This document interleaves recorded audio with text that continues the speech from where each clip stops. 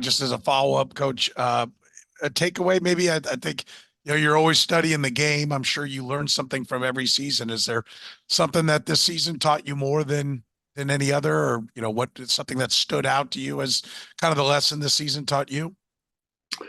Yeah, Seren, I think what you're seeing in the game today is these defensive coordinators, and I tell you ours included, are very flexible with their coverages. So it's not just one or two coverages that they're going to throw at you. They're being able to teach multiple coverages, and they're not afraid to use them at any time during a game. So that's where I tell you the game's changing a little bit. As far as myself, I, obviously patience was one thing that we had to do on the offensive side as guys learned, the young guys learned, or the new guys learned. Very grateful for the job that Spags did with the defensive side. And I thought that they were a great example to everybody of taking young guys, teaching them, and watching them grow like they had to do last year. And we were able to really come to a strength last year on defense for the playoffs. And it kind of worked that way this year with the offense. Let's go next to Pete Sweeney. Go ahead, Pete. Coach, congrats again. Just a question on the lighter side here. As you go into another parade, I think we forget sometimes these are a bunch of 20-somethings. How much of the messaging is like, let's have fun, but maybe not too much fun? Yeah, that was mentioned a couple times. So it's great to have fun, but be smart. Go next to Vahe Gregorian. Go ahead, Vahe. Hey, Andy, congratulations again. Hey, Brad, Thanks, two things, if I might. One, Andy, I think anybody that's around Patrick understands that he's, got a pretty deep reservoir of competitiveness and won't get complacent. But I wonder if you might describe what gives you that confidence that his hunger remains what it is and he'll just ratchet it up more.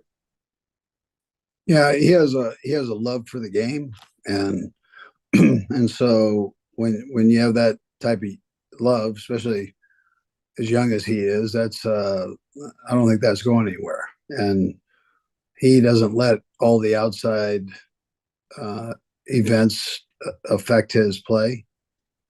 I mean, he's one of those guys that is known worldwide, really, and that really doesn't phase him. And the other thing is just wondering when the last time you jumped on a dog pile like that, the way you did with Chris would have been, and just what that moment was like to let that out like that. Yeah, well, I was so happy for him. I've kind of been riding him a little bit. We needed him in there, and he was spent, and he was tired, but he sucked it up, and he got out there, and he pushed himself probably further than he thought he could push himself. I mean, he took himself to that state, that wrestling state where you got to really reach down in there and kind of get through that evil thing that's like kicking your butt internally. So he did that, and I was so proud of him for that. Yeah. Let's go next to Jesse Newell. Go, Jesse. Hey, Brad, I'll have a follow-up real quick. Andy, just to follow up on Vahe's question there, which was that? Was that overtime or at the end of regulation when you needed Chris to go in there? It was both. Yeah, I mean, it was both. He was extra time, aids or extra time, like 8:53. Okay, and I just wanted, we're mentioning Chris. Obviously, Brett will handle all those things in the offseason, but how much would it mean to you if you could continue this with Chris for more years down the line? Yeah, listen, I think Veach has said it before. We'd love to have him back, and they've just got to work all that out. So. But I think the effort will be there probably on both parts to try to get something done. Let's go next to Todd Lebo. Go ahead, Todd. Coach, I wanted to ask you another kind of a fun one. I had a chance to talk to your son Spencer at one of the media day things, and I just wanted to know how much fun it was to share that moment with him after the game. I saw you guys got a big hug, and just having him around because he's been out west for so long. Yeah, oh, it was great. No, it was great to have him on board, and I thought he did a nice job along with the strength coach and staff. They really they kept us in a good position throughout the year, and injury wise, they worked with the trainers, make sure guys got back quick. So, but no, it's great. I mean, there's no feeling like that to have one of your kids there and in a situation like that. Next to Nick Jacobs. Go ahead, Nick. Brett, I'll have a follow-up. Andy, my first question for you, what did it mean to you to have two West Coast offenses not only get to the conference championship, but battle each other with their different variations in the Super Bowl and just kind of Walsh's offense over the past 50 plus years still remaining as strong as it is during this tenure? Yeah, yeah. You could even take it further to Paul Brown, who taught Bill Walsh. And I mean, that's something. I mean, to say that it's time tested is probably an understatement.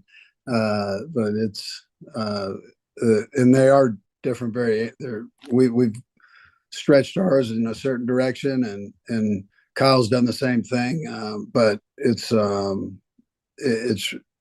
I said, it's time tested and really a good deal. Kyle did a heck of a job this year, and I don't want to let that slide on this. He really is a heck of a football coach, and that game could have gone either way. That was one of those kind of games, and I'm fortunate to say we came out on our side, on the positive side, but it could have easily gone that other way. And then my second question for you, after the parade, what's kind of the next couple of weeks like for you out of the combine? You kind of take a couple of weeks to reset, or you just dive into 2024? Yeah, well, the coaches will take a little bit, just a little right around a week off, and but then we've got the combine coming up, so we got to get ourselves ready for that, and then it just goes from there. I mean, we're in the swing of things after that once you get to the combine. We've got two more. We'll go Darren, then we'll go back to Vahe. Go ahead, Darren. Hey, Coach! Congratulations to you. You sound like you're Right there. just getting back from this West Coast, like I am. So my voice is not as good as yours. Two questions for you. I read Jared Bell's article about Kelsey's sideline outburst. Just wanted to ask you about that. Would you not recommend other players trying what they did? I know he probably caught you off guard, and whether or not there'll be any reprimand for him for doing something like that to you. No, listen, he and I have talked, and that's not a big deal. So I wouldn't anticipate other players doing that. So all right, and then also, I mean, the stress that it has probably gone for you and your coaching staff and the players, 6 years worth of playing at a minimum of 19 games each year. Can you talk about the mental and the physical drawbacks that has taken, your coaching staff, families, and people involved in to this type of success that you all have had? I think you played maybe 120 games over the last 6 seasons, which is probably more than any team throughout this type of run. yeah, listen, I mean, we try to manage that the best we can with the off season, so the guys can refresh and get themselves back and ready to go. I think the way training is now, it's year round, and so guys know how to manage that, and so it's all worked out okay. I'm not too worried about that. We'll go last to Vahe. Go ahead, Vahe. Hey, Andy, I know you're probably already looking forward instead of back, but I wonder if you might just be able to describe in what ways you've sort of appreciated the moment, and just your own perspective on what this time has meant. Obviously, I know you're not done, but what this has felt like when you step back for a moment. Yeah, well, I mean, listen, I was to back to win one is tough. To win two back to back is really tough. I mean, that's not an easy thing to do, and to know the effort that the guys put into it, the way they stuck together through the highs, the lows. You see offensive guys wearing T-shirts around to say in Spags we trust. I mean, it's not, it's a joint effort. And so there wasn't an offense versus defensive thing. It was us playing and as one group, and special teams likewise. The guys jumping in and just doing a phenomenal job on special teams when needed, and so everybody had a little piece of the pie, and that's gratifying as a head coach to be around something like that. Coach, we appreciate the time. Thanks for joining us. Okay, take care. Thank you, guys.